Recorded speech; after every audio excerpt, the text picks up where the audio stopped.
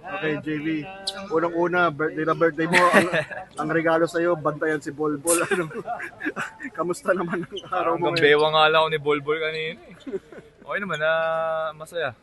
Panalo sa birthday. Coach Nena din birthday. So, double birthday win para sa Meralco. Ano yung ano, parang mandate sa inyo na kapag babantayan si Bolbol, anong scouting nyo dun sa kanya? Mamimili kami. Thank you, bro.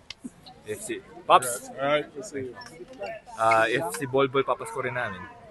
Or, it's, diba, poison eh. Yung mga locals yung i-score. So, this game, I think, binigay namin kay Bolbol yung bola. Which, lagi naman nangyayari sa token text eh. So, we just try to defend as hard as we can. Give some fouls para may mind games konti kay Bolbol. parang ang primary defender nyo talaga si Cliff, di ba? Parang na foul out, kailangan mo detensan during crunch time.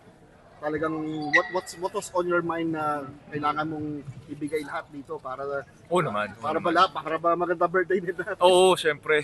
Talagang they came parang 18 points lang namin, 20 plus eh.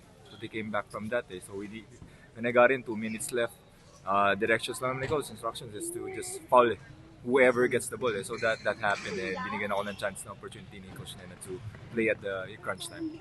And for us na hindi naman kami player, hindi naman namin nababantay si Bolbol. Ano yung feeling na ganung katangkad ng nabigay sa iyo? Kakaibang feeling. First time siguro in my life. Siguro almost lahat ng PBA player na makatapat si Bolbol, it's a privilege. Makaharap mo yung NBA player. Nung ganyang caliber, di ba? So, talagang in-embrace ko lang opportunity. And birthday mo ngayon, maganda yung ngiti mo, mukhang maganda celebration mo. Oo naman.